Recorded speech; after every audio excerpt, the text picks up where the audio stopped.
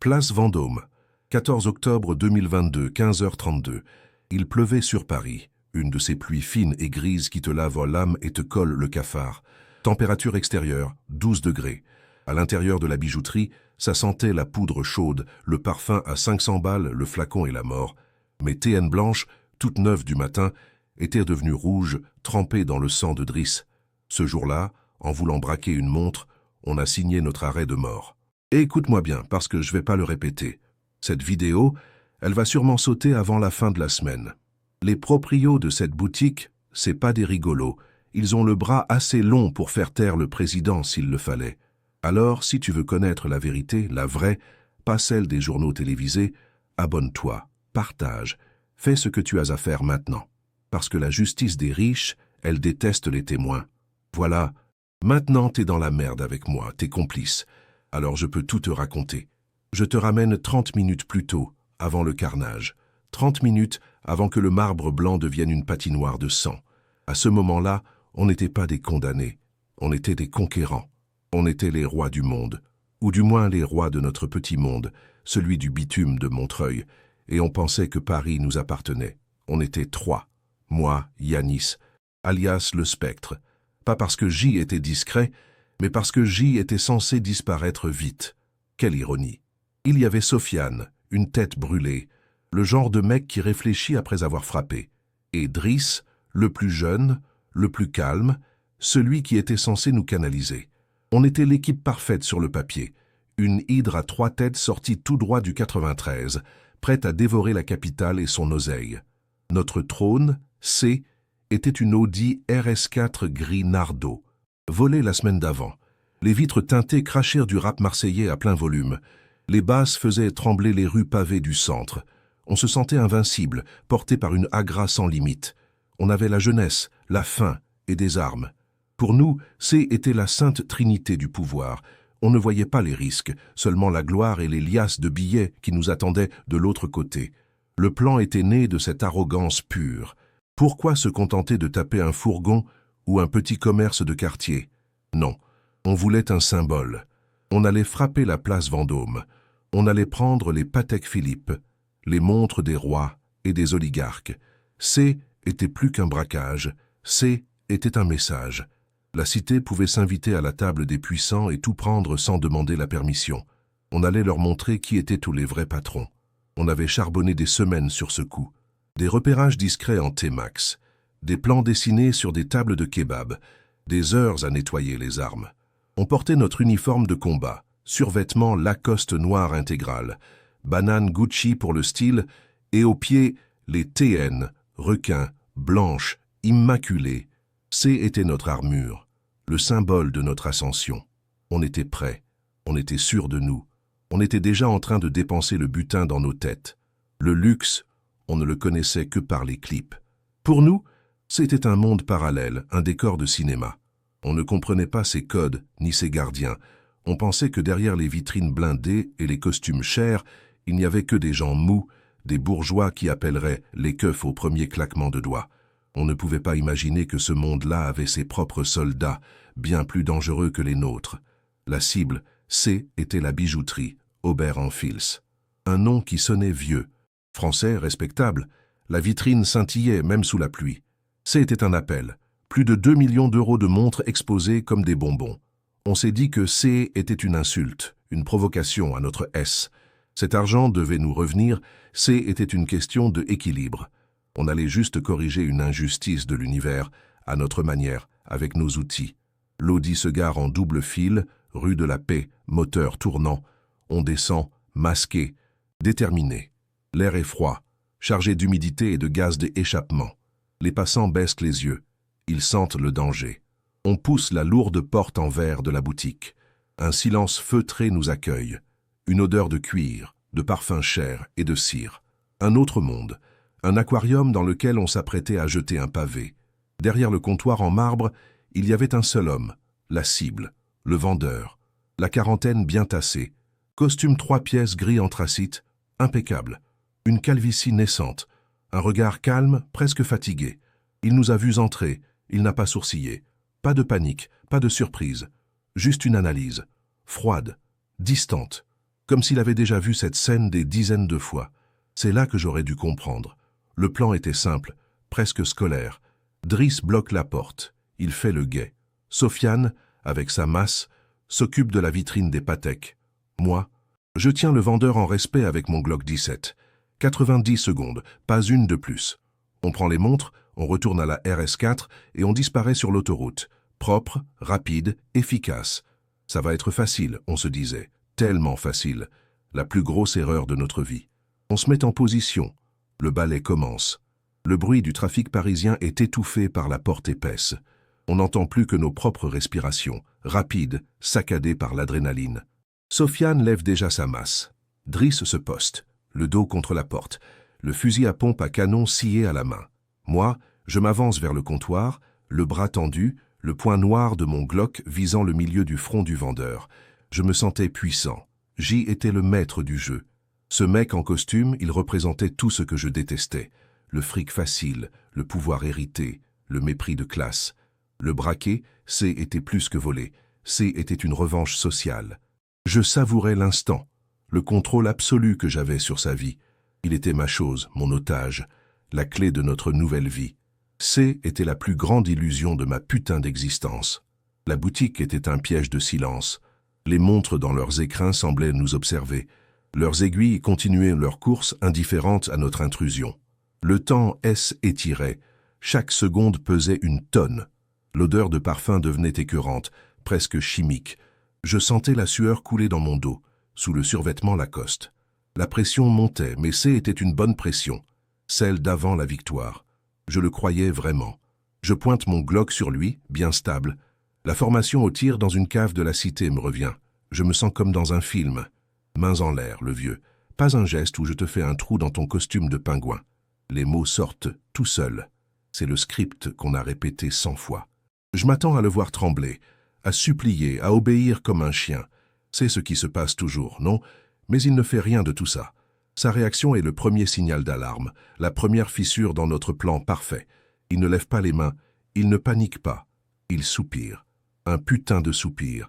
Un soupir de lassitude, d'ennui, presque de déception. Comme si on était des gamins qui venaient de sonner à sa porte pour une mauvaise blague. Ce soupir, il a tout changé. Il a inversé les rôles avant même que le premier coup soit tiré. Il lève lentement les yeux de mon arme vers les miens.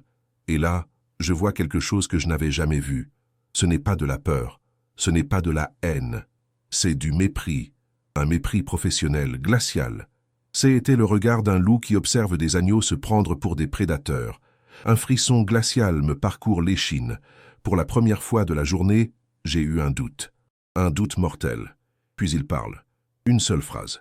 Sa voix est grave, posée, sans le moindre accent bourgeois que j'imaginais. C'est une voix de commandement, une voix habituée à donner des ordres et à être obéie sans discussion. Il dit « Vous n'auriez pas dû venir ici, les enfants ». Le mot « enfant » n'était pas paternaliste. Était un constat. Le constat de notre amateurisme face à quelque chose qu'on ne pouvait pas comprendre. Sofiane, à côté, n'a pas la même patience que moi. Il n'a pas senti le changement d'atmosphère. Pour lui, c'est juste un bourgeois qui fait le malin. La Agra prend le dessus. Il énerve. Tu te fous de notre gueule, le vieux. Il avance et le pousse violemment avec le canon de son fusil à pompe. C'est l'erreur. La gâchette qui déclenche l'enfer. Le point de non-retour. L'action qui suit est un éclair, un cauchemar éveillé. C'est tellement rapide que mon cerveau n'arrive pas à suivre. Le vendeur pivote sur ses appuis avec une fluidité inhumaine. Sa main gauche dévie le canon du fusil de Sofiane vers le plafond. Simultanément, son autre main exécute une clé de bras fulgurante. Un craquement sec. Le fusil est désarmé. Il tient maintenant Sofiane, qui hurle de douleur comme un bouclier humain. Tout ça a duré moins d'une seconde. Le coup de feu part tout seul. Le plomb pulvérise un lustre en cristal baccarat qui explose en une pluie de diamants mortels. Le bruit est assourdissant dans le silence de la boutique. Le temps que je réalise ce qui se passe, que je tente d'ajuster ma visée, le vendeur a déjà bougé. Il a utilisé Sofiane pour se couvrir et a plongé derrière son comptoir. Il réapparaît instantanément. Mais ce n'est plus un vendeur, c'est un opérateur. Il a un pistolet semi-automatique dans la main, un de ces modèles compacts et mortels. Il ne vise pas, il pointe. Son corps est une arme. Son regard est un laser. Il n'y a plus aucune émotion sur son visage, juste une concentration absolue. La boutique est devenue sa zone de combat, son terrain de chasse. Double tape, 2 détonations sèches, précises, chirurgicales. Pépac, pépac, ce n'est pas le bruit d'un film, c'est un son mat horrible. Je vois Driss à la porte, projeté en arrière comme s'il avait été frappé par un camion. Un trou rouge et noir s'ouvre dans sa gorge. Il s'effondre sans un bruit, son fusil à pompe glissant sur le marbre. Il est mort avant même de toucher le sol. Ensuite, le vendeur relâche Sofiane, qui s'écroule en hurlant. Il ne le tue pas, il l'immobilise. Une seule balle, tirée avec un calme terrifiant, qui lui explose le genou. Le cri de Sofiane est inhumain, un mélange de douleur et de surprise totale. Il se tord par terre, dans une mare de sang qui se mélange aux débris du lustre. Le plan de 90 secondes venait de se transformer en une éternité en enfer. Je suis tétanisé. Mon Glock pèse 1 tonne. J'ai voulu tirer, j'ai essayé, mais mon doigt était paralysé. Mon cerveau hurlait de faire quelque chose, mais mon corps refusait d'obéir. J'y étais un spectateur de ma propre exécution. Le prédateur était devenu la proie en moins de 3 secondes. J'y était face à un fantôme, un monstre sorti de nulle part, et il avançait maintenant vers moi, sans se presser, son arme pointée sur mon visage. Je le vois encore marcher. Chaque pas est mesuré, calme. Il marche sur le marbre blanc, maculé de sang et de verre brisé. Il enjambe le corps de Sofiane, sans lui accorder un regard. Ses yeux ne me quittent pas. Ce ne sont pas des yeux de vendeur, ce sont ceux d'un tueur. Froid, vide, calculateur. Il n'y a pas de haine, il n'y a rien. Juste l'exécution d'une tâche. Et la tâche, était moi. J'ai compris à ce moment-là. On n'avait pas attaqué une bijouterie. On était entré dans la cage d'un lion. On était des gamins avec des pistolets à eau face à un soldat d'élite. Toute notre agra, notre confiance, notre sentiment d'invincibilité, tout s'est évaporé. Il ne restait que la peur, une peur primaire, animale, la peur de celui qui sait qu'il va mourir et qu'il ne peut absolument rien y faire. L'odeur de poudre est âcre, elle me prend à la gorge. Je vois les vitrines brisées, les montres à 1 million d'euros qui gisent par terre, inutiles. Le rêve de richesse est devenu un charnier. Le silence est revenu, seulement brisé par les gémissements de Sofiane et ma propre respiration de petit animal traqué. Il est à 3 mètres de moi maintenant. Je vois la fumée qui sort encore du canon de son arme. Je lâche mon Glock. Il tombe sur le marbre avec un bruit ridicule, un claquement de plastique. Je lève les mains en l'air. Lentement, les larmes me montent aux yeux. Des larmes de rage, de peur et d'humiliation. Je ne suis plus Yanis, le spectre, le caïd de Montreuil. Je suis un gamin de 24 ans qui vient de pisser dans son survêtement Lacoste à 300 €. La chute est brutale, absolue. Le combat est terminé. Il n'y a même pas eu de combat. Était une neutralisation, une procédure. Driss est mort. Sofiane se vide de son sang sur le sol. Et moi, je suis là, les mains en l'air, en train de supplier du regard un homme qui n'a aucune pitié à m'offrir. Il ne dit rien. Il me regarde juste, son arme toujours pointée sur moi, attendant la suite. Il sait qu'elle arrive. Dehors, les premières sirènes hurlent. Mais ce n'est pas le son habituel des Schmitz du quartier.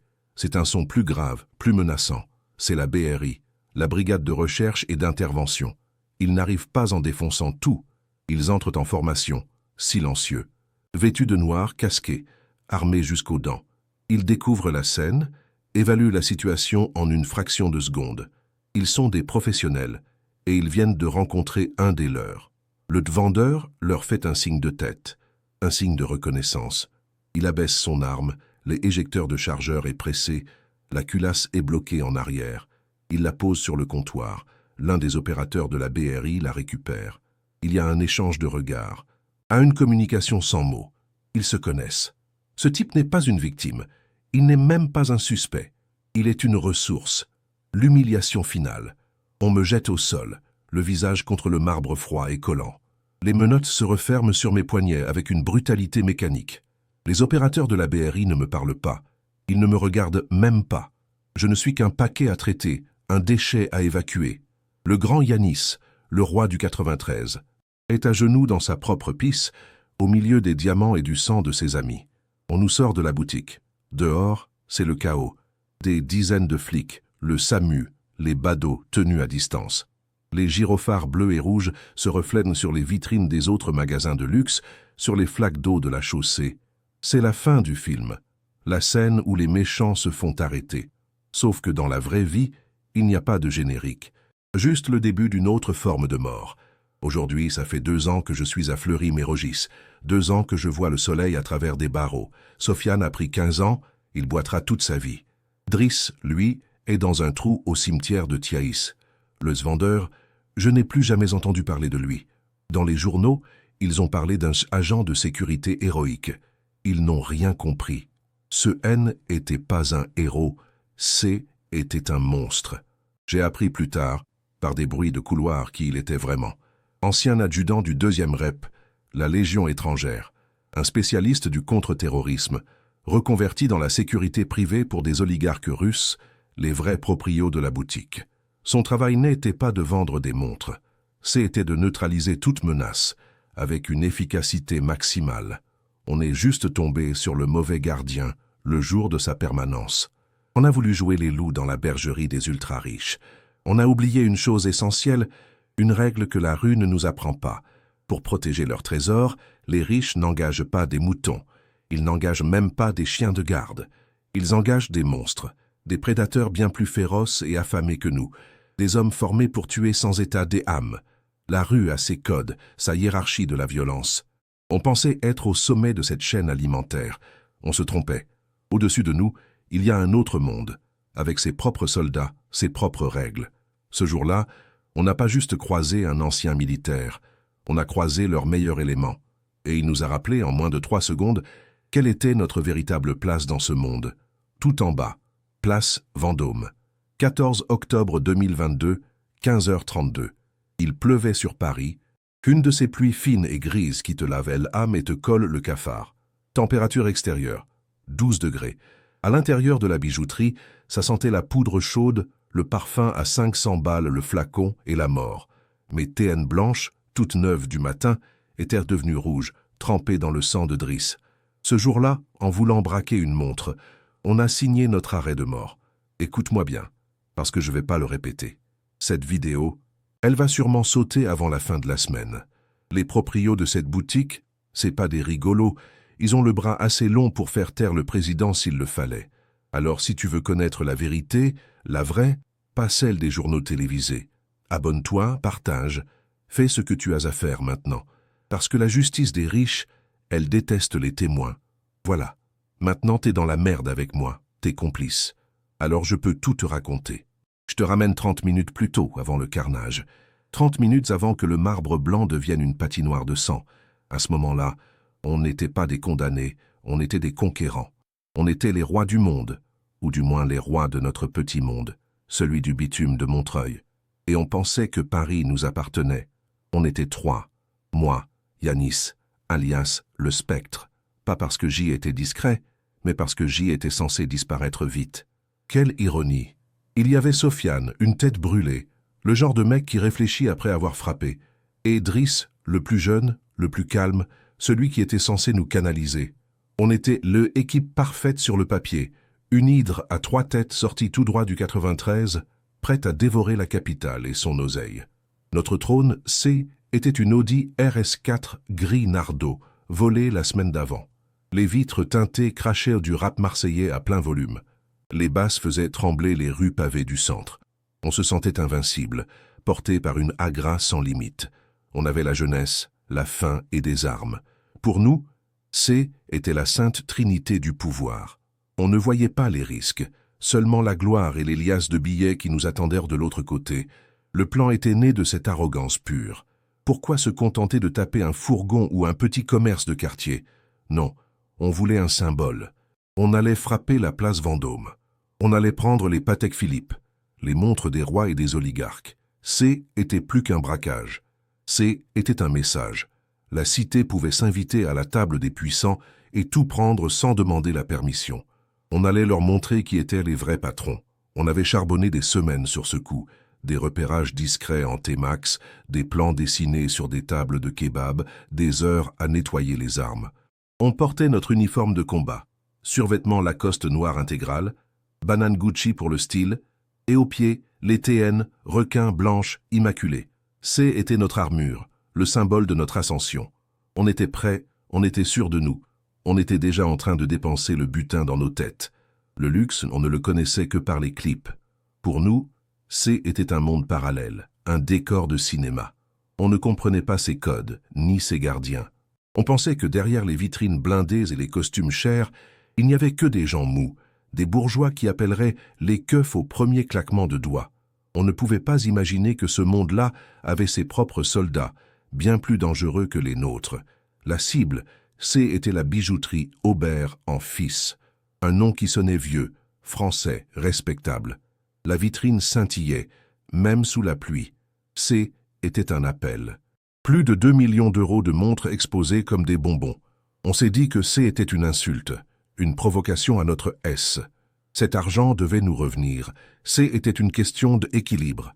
On allait juste corriger une injustice de l'univers, à notre manière, avec nos outils.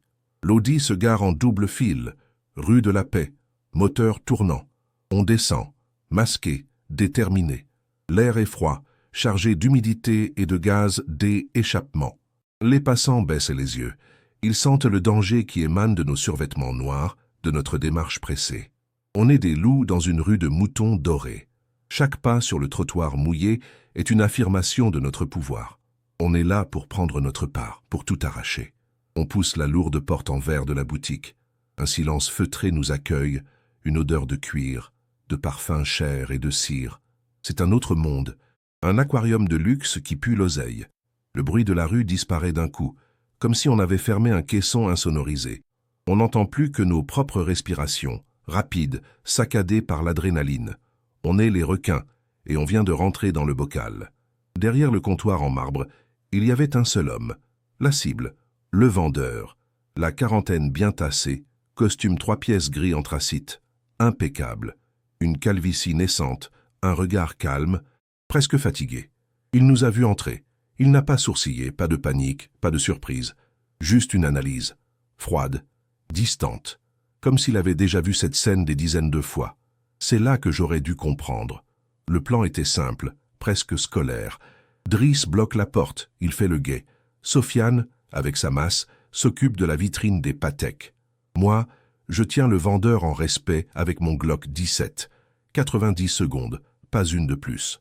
On prend les montres, on retourne à la RS4 et on disparaît sur l'autoroute. Propre, rapide, efficace. Ça va être facile, on se disait, tellement facile.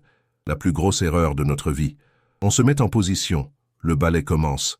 Le bruit du trafic parisien est étouffé par la porte épaisse. On n'entend plus que nos propres respirations, l'adrénaline qui pompe dans nos veines. Sofiane lève déjà sa masse, le métal lourd prêt à fracasser le verre blindé. Driss se poste, le dos contre la porte, le fusil à pompe à canon scié à la main. Moi, je m'avance vers le comptoir, le bras tendu, le poing noir de mon Glock visant le milieu du front du vendeur. Je me sentais puissant à ce moment précis. J était le maître du jeu, le metteur en scène de ce cauchemar pour bourgeois. Ce mec en costume, il représentait tout ce que je détestais. Le fric facile, le pouvoir hérité, le mépris de classe, le braquet. C était plus que voler de la thune. C'était une revanche sociale. Je savourais l'instant, le contrôle absolu que j'avais sur sa vie. Il était ma chose, la clé de notre nouvelle existence. La boutique était un piège de silence. Les montres dans leurs écrins semblaient nous observer, leurs aiguilles continuant leur course, indifférentes à notre intrusion brutale. Le temps s'étirait. Chaque seconde pesait une tonne. L'odeur de parfum devenait écœurante, presque chimique. Elle se mélangeait à notre propre sueur. Je sentais la transpiration couler dans mon dos sous le survêtement Lacoste. La pression montait, mais C était une bonne pression, celle d'avant la victoire, celle qui précède le jackpot. Je le croyais vraiment. Je pointe mon Glock sur lui, bien stable, le bras tendu. Je me sens comme dans un film d'action, le maître du jeu. Wesh, mains en l'air, le vieux. Pas un geste où je te fais un trou dans ton costume de pingouin. Les mots sortent tout seuls. C'est le script qu'on a répété 100 fois dans la cave. Je m'attends à le voir trembler, à supplier pour sa vie, à obéir comme un chien. C'est ce qui se passe toujours, non? Mais il ne fait rien de tout ça. Sa réaction est le premier signal d'alarme, la première fissure dans notre plan parfait. Il ne lève pas les mains, Il ne panique pas. Il soupire. Un putain de soupir. Un soupir de lassitude, d'ennui, presque de déception, comme si on était des gamins qui venaient de sonner à sa porte pour une mauvaise blague. Ce soupir, il a tout changé. Il a inversé les rôles avant même que le premier coup soit tiré. Il lève lentement les yeux de mon arme vers les miens. Et là, je vois quelque chose que je n'avais jamais vu dans le regard d'une victime. Ce n'est pas de la peur, ce n'est pas de la haine, c'est du mépris. Un mépris professionnel. Glacial total. Était le regard d'un loup qui observe des agneaux se prendre pour des prédateurs. Un frisson glacial me parcourt l'échine. Pour la première fois de la journée, j'ai eu un doute mortel. Puis il parle. Une seule phrase. Sa voix est grave, posée, sans le moindre accent bourgeois que j'imaginais. C'est une voix de commandement, une voix habituée à donner des ordres et à être obéie sans discussion. Il dit « Vous n'auriez pas dû venir ici. » Les enfants. Le mot « enfant » n'était pas paternaliste. Était un constat. Le constat de notre amateurisme face à quelque chose qu'on ne pouvait pas du tout comprendre. On était des amateurs dans la cour des grands. Sofiane, à côté, n'a pas la même patience que moi. Il n'a pas senti le changement d'atmosphère, le basculement. Pour lui, c'est juste un bourgeois qui fait le malin. Une tentative de agra qu'il faut écraser tout de suite. Il énerve. « Tu te fous de notre gueule, le vieux. Ferme ta gueule. » Il avance d'un pas et le pousse violemment avec le canon de son fusil à pompe. C'est l'erreur. La gâchette qui déclenche l'enfer. Le point de non-retour. Je vois le geste de Sofiane et mon sang se glace. J'ai envie de hurler, de lui dire d'arrêter. Mais aucun son ne sort de ma gorge. Le temps se ralentit. Le tissu du costume gris du vendeur se plisse sous la pression du canon. Et c'est là que je le vois. Un détail infime, une anomalie. Sous sa chemise blanche parfaitement repassée, juste à la base du col, je distingue le contour rigide et sombre d'une plaque de protection. Un putain de gilet pare-balles. La vérité m'explose au visage, plus violente qu'une balle. Le soupir, le regard, la voix, le gilet. On a merdé. On a merdé dans les grandes largeurs. Ce n'est pas un vendeur. C'est un soldat. Un keuf d'élite. Un mercenaire. Je ne sais pas. Mais ce n'est pas une victime. On n'est pas dans une bijouterie. On est dans sa zone de combat. On est tombé dans un piège qu'on a nous-mêmes tendu. On est déjà mort. Tout se fige. Le son du trafic au dehors. Les gémissements de Sofiane que je n'ai pas encore entendus. Le fracas du lustre qui n'est pas encore tombé. Dans cette seconde suspendue, je vois déjà la fin de la scène. Je vois Driss par terre, Sofiane qui se vide de son sang, et moi, à genoux. Le luxe autour de nous n'est plus qu'un décor pour notre exécution. On n'est pas venu pour des montres, on est venu pour mourir. L'action qui suit est un éclair, un cauchemar éveillé que mon cerveau n'arrive même pas à décortiquer. Le vendeur pivote sur ses appuis avec une fluidité inhumaine, une vitesse qui n'appartient pas à un homme normal. Sa main gauche dévie le canon du fusil de Sofiane vers le plafond dans un geste sec et précis. Simultanément, son autre main exécute une clé de bras fulgurante. J'entends un craquement horrible, un os qui se brise net, et Sofiane lâche un hurlement de bête blessée. Le fusil est désarmé en une fraction de seconde. L'homme tient maintenant Sofiane, qui hurle de douleur comme un bouclier humain, son corps tordu dans une position impossible. Le coup de feu part tout seul, une détonation assourdissante qui pulvérise un lustre en cristal baccarat au-dessus de nos têtes. Une pluie de verre et de diamants mortels s'abat sur nous. Le temps que je réalise, que je tente d'ajuster ma visée, le vendeur a déjà utilisé Sofiane pour plonger derrière son comptoir en marbre. Il réapparaît instantanément, mais ce n'est plus le même homme. Ce n'est plus un vendeur, c'est un opérateur. Il a un pistolet semi-automatique dans la main, un Sig Sauer P226, un de ces modèles compacts et mortels utilisés par les forces des élites. Il ne vise pas, il pointe. Son corps est une arme, son regard un laser. Il n'y a plus aucune émotion sur son visage, juste une concentration absolue, la concentration du prédateur. La boutique est devenue sa zone de combat. Double tape, 2 détonations sèches, précises, chirurgicales. Pac, pac. Ce n'est pas le bruit d'un film, c'est un son mat, horrible, qui déchire le silence feutré. Je vois Driss, à la porte, projeté en arrière comme s'il avait été frappé par un camion.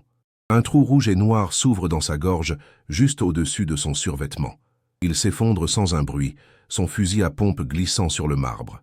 Il est mort avant même de toucher le sol. Ensuite, le vendeur relâche Sofiane, qui s'écroule en hurlant comme un porc qu'on égorge. Il ne le tue pas. Il l'immobilise. Une seule balle, tirée avec un calme terrifiant, qui lui explose le genou. Le cri de Sofiane est inhumain, un mélange de douleur et de surprise totale. Il se tord par terre, dans une mare de sang qui se mélange aux débris du lustre. Le plan de 90 secondes venait de se transformer en une éternité en enfer. Je suis tétanisé. Mon Glock pèse une tonne dans ma main. J'ai voulu tirer, j'ai essayé, mais mon doigt était paralysé sur la détente. Mon cerveau hurlait de faire quelque chose, de réagir, mais mon corps refusait d'obéir. J était un spectateur de ma propre exécution. Le prédateur était devenu la proie en moins de 3 secondes. J était face à un fantôme, un monstre sorti de nulle part, et il avançait maintenant vers moi, sans se presser, son arme pointée sur mon visage. Je le vois encore marcher. Chaque pas est mesuré, calme, professionnel. Il marche sur le marbre blanc maculé de sang et de verre brisé. Il enjambe le corps de Sofiane qui gémit sans même lui accorder un regard. Ses yeux ne me quittent pas. Ce ne sont pas des yeux de vendeur, ce sont ceux d'un tueur. Froid, vide, calculateur. Il n'y a pas de haine, il n'y a rien. Juste l'exécution d'une tâche. Et la tâche, était moi. J'ai compris à ce moment-là. On n'avait pas attaqué une bijouterie. On était entré dans la cage d'un lion. On était des gamins avec des pistolets à eau face à un soldat d'élite. Toute notre agra, notre confiance, notre sentiment d'invincibilité, tout s'est évaporé en une seconde. Il ne restait que la peur. Une peur primaire, animale. La peur de celui qui sait qu'il va mourir et qu'il ne peut absolument rien y faire pour l'empêcher. L'odeur de poudre est âcre. Elle me prend à la gorge et se mélange au parfum de luxe. Je vois les vitrines brisées, les montres à 1 million d'euros qui gisent par terre, inutiles. Le rêve de richesse est devenu un charnier en quelques secondes. Le silence est revenu, seulement brisé par les gémissements de Sofiane et ma propre respiration de petit animal traqué. Il est à 3 mètres de moi maintenant. Je vois la fumée qui sort encore du canon de son arme. Je lâche mon Glock. Il tombe sur le marbre avec un bruit ridicule, un claquement de plastique. Je lève les mains en l'air lentement. Les larmes me montent aux yeux, des larmes de rage, de peur et d'humiliation. Je ne suis plus Yanis, le spectre, le caïd de Montreuil. Je suis un gamin de 24 ans qui vient de pisser dans son survêtement Lacoste à 300 €. La chute est brutale, absolue. Le combat est terminé. Il n'y a même pas eu de combat. Dehors, les premières sirènes hurlent, mais ce n'est pas le son habituel des Schmitts du quartier. C'est un son plus grave, plus menaçant. C'est la BRI, la brigade de recherche et d'intervention. Ils n'arrivent pas en défonçant tout. Ils entrent en formation, silencieux, vêtus de noir, casqués, armés jusqu'aux dents. Ils découvrent la scène, évaluent la situation en une fraction de seconde. Ils sont des professionnels et ils viennent de rencontrer un des leurs. Le vendeur leur fait un signe de tête, un signe de reconnaissance. Il abaisse son arme, l'éjecteur de chargeur est pressé, la culasse est bloquée en arrière, il la pose sur le comptoir. L'un des opérateurs de la BRI la récupère. Un des flics d'élite s'approche et lui dit « Ça va, adjudant ?» Pas de blessure, adjudant. Le mot résonne dans ma tête comme un coup de fusil. On avait attaqué un putain de sous-officier de la Légion. L'humiliation finale. On me jette au sol, le visage contre le marbre froid et collant. Les menottes se referment sur mes poignets avec une brutalité mécanique. Les opérateurs de la BRI ne me parlent pas, ils ne me regardent même pas. Je ne suis qu'un paquet à traiter, un déchet à évacuer. Le grand Yanis, le roi du 93, est à genoux dans sa propre pisse, au milieu des diamants et du sang de ses amis. La Agra venait de changer de camp. On nous sort de la boutique. Dehors, c'est le chaos. Des dizaines de flics, le SAMU, les badauds tenus à distance. Les gyrophares bleus et rouges se reflètent sur les vitrines des autres magasins de luxe, sur les flaques d'eau de la chaussée. C'est la fin du film. La scène où les méchants se font arrêter. Le verdict est tombé vite. Driss était mort. Sofiane a pris 15 ans avec une jambe en moins, et moi 20 ans ferme à Fleury-Mérogis. Aujourd'hui, ça fait 10 ans. 10 ans que le fantôme de Vendôme hante mes nuits. Je ne suis plus à Fleury. On m'a transféré au Baumette, à Marseille. Ironique, non? J'y écoutais du rap marseillais en croyant conquérir Paris, et je finis par pourrir sous le soleil qui l'a vu naître. Le béton de la cour est brûlant, l'air sent la mer et le désespoir. J'ai pris des cheveux blancs, le regard est mort. Je ne suis plus le spectre, je suis juste une ombre. Et lui, l'adjudant, j'ai essayé de savoir, j'ai payé des indices, j'ai écouté les rumeurs qui circulent même ici. Personne ne sait rien de précis. Certains disent qu'il est mort en Syrie, d'autres qu'il forme des gardes du corps pour des émirs à Dubaï. La vérité, c'est qu'il n'existe pas. Ce N n'était pas un homme. CE était une fonction, un système de défense. Un gardien. S'il n'est plus là, ils en ont juste mis un autre à sa place, encore plus jeune, encore plus rapide. On a voulu jouer les loups dans la bergerie des ultra-riches. On a oublié une chose essentielle, une règle que la rue ne nous apprend pas. Pour protéger leurs trésors, les riches n'engagent pas des moutons. Ils n'engagent même pas des chiens de garde. Ils engagent des monstres, des prédateurs bien plus féroces et affamés que nous. Des hommes formés pour tuer sans état des âmes, pour qui la vie n'a de valeur que celle du contrat qu'ils protègent. La rue a ses codes, sa hiérarchie de la violence. On pensait être au sommet de cette chaîne alimentaire. On se trompait. Au-dessus de nous, il y a un autre monde, avec ses propres soldats, ses propres règles. Ce jour-là, on n'a pas juste croisé un ancien militaire, on a croisé leur meilleur élément. Et il nous a rappelé, en moins de 3 secondes, quelle était notre véritable place dans ce monde. Tout en bas, comme de la poussière sur le marbre,